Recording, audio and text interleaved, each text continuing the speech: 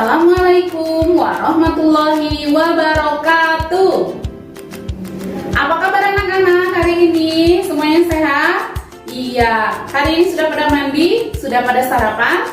Iya, pintar sekali. Kali ini bertemu lagi dengan Bu Rani dalam video pembelajaran inti. Nah, anak-anak kita belajar, sebaiknya kita bersama-sama mengucap basmalah. Angkat tangannya, yuk ucap bersama-sama. Bismillahirrohmanirrohim. Amin. Semoga dengan membaca bismillah kita dapat menyerap semua materi pelajaran kita pada hari ini. Nah, anak-anak, tema kita minggu ini masih tentang pekerjaan. Iya, cuma dengan subtema yaitu alat bekerja. Iya, coba kira-kira hari ini Ibu akan membahas alat bekerja pekerjaan apa ya? Ada yang tahu?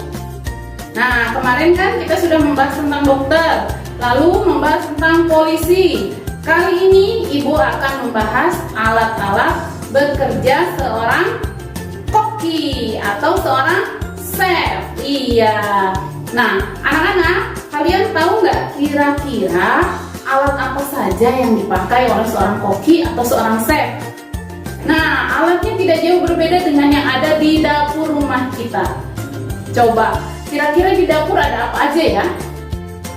Sebutkan satu aja boleh? Iya, pintar. Nah, Ibu akan memberitahukan dengan lebih jelas lagi ya. Kita akan mulai dengan, kemarin kan sama Ibu Rahiman sudah diberitahu bahwa di dapur itu ada tempat penyimpanan, terus tempat untuk mempersiapkan, lalu tempat untuk memasak. Nah, alat-alat yang digunakan biasanya tersedia di tempat persiapan makanan dan juga tempat memasak. Di tempat persiapan kira-kira alatnya apa saja ya? Yang pertama yaitu ada pisau untuk memotong-motong bahan.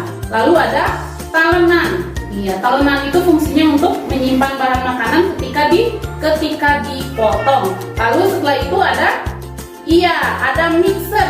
Tahu mixer? Untuk mengaduk?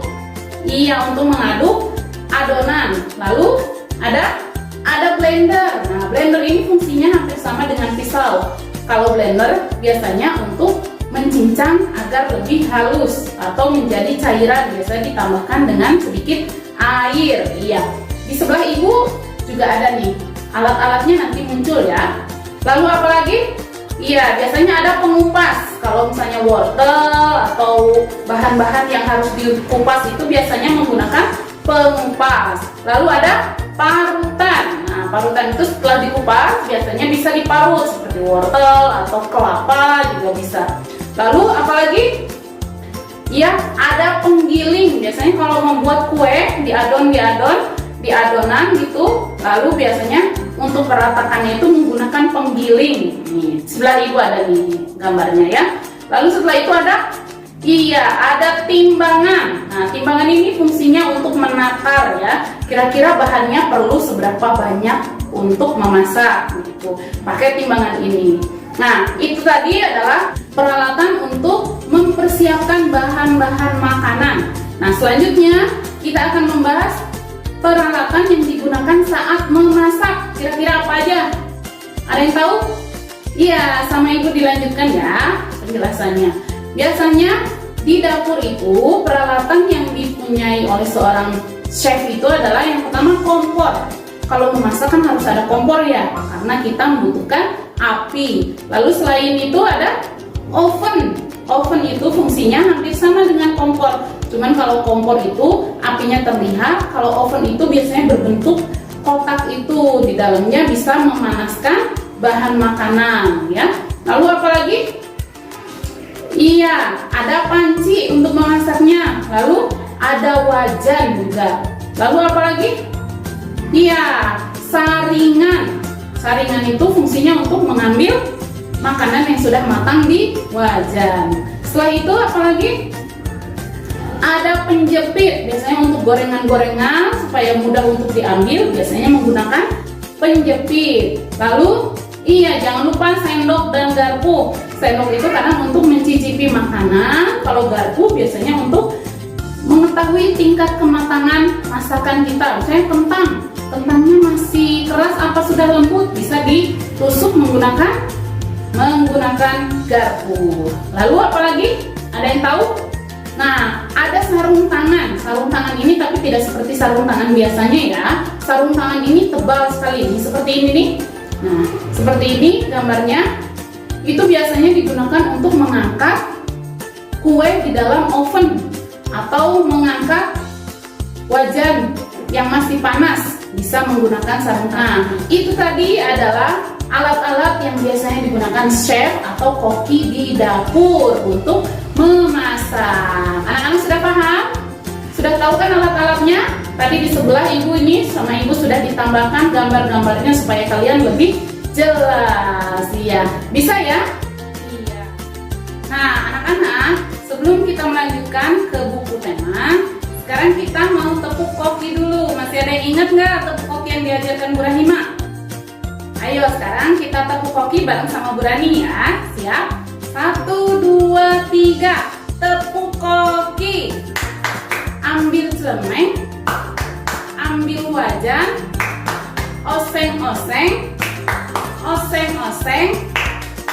Sedap. Iya, hebat semuanya. Nanti kalau mau diulang, boleh diulang lagi ya. Ini videonya ya. Nah, sekarang kita akan mengerjakan di buku tema. Coba semuanya sudah ngambil buku temanya? Ya, persiapkan buku temanya. Iya, pinter. Nah, sekarang kita buka halaman 13. Ayo, buka. Sudah bisa buka sendiri? Ada yang sudah bisa nyari sendiri halaman 13? Iya, gambarnya seperti ini.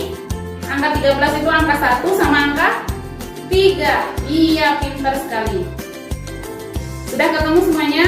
Oke, sama ibu dibacakan dulu ya perintahnya apa di situ ya. Anak soleh-soleha, yuk mengurutkan pola gambar alat-alat yang dipakai oleh para pekerja di bawah ini. Gunting gambar yang ada di halaman 29. Jadi selain halaman 13, kalian juga harus mencari halaman 29 ya. Nanti sama ibu dijelaskan. Lalu rekatkan di tempat yang disediakan.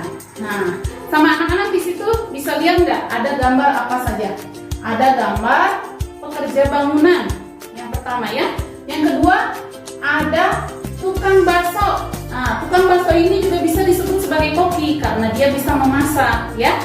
Lalu, iya di situ ada mekanik atau montir. Nah, sekarang coba kalian buka halaman 29. Sudah bisa? 29, angka 2 dan angka 9. Nah, di halaman 29 itu terdapat alat-alat yang digunakan oleh pekerja yang ada di halaman 13 tadi. Nah, alat-alat yang ada di halaman 29 sama kalian digunting. Semuanya digunting, ya. Digunting, tapi harus hati-hati ya. Harus didampingi oleh orang dewasa. Boleh sama mama, ayah atau siapa saja. Setelah digunting, jangan sampai hilang ya guntingannya ya. Hasil guntingannya jangan sampai hilang ya. Setelah digunting, kalian kembali ke halaman 13, lalu ditempel sesuai dengan pekerjaannya, ya. Di halaman 13, di sana juga sudah ada alat yang biasa dipakai oleh para pekerja ini. Jadi kalian coba untuk menyamakan. Boleh menempel di sebelahnya yang kosong, sama dengan alat yang ada di situ. Misalnya pekerja bangunan di situ dia menggunakan skop.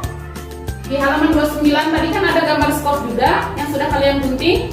Nah, sama kalian nanti disimpan di sebelahnya, ya. Lalu ada palu. Nah, sama kalian yang digunting tadi disimpan juga di sana, ya. Bisa mengerti semuanya? Bisa mengerjakannya? Iya. Kalau masih ada yang kesulitan, boleh minta tolong orang dewasa untuk menolong, ya. Bisa semuanya?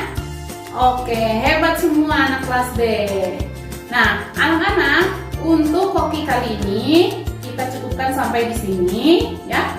Jangan lupa untuk tetap semangat saat belajar meskipun kita sedang daring, oke? Ya.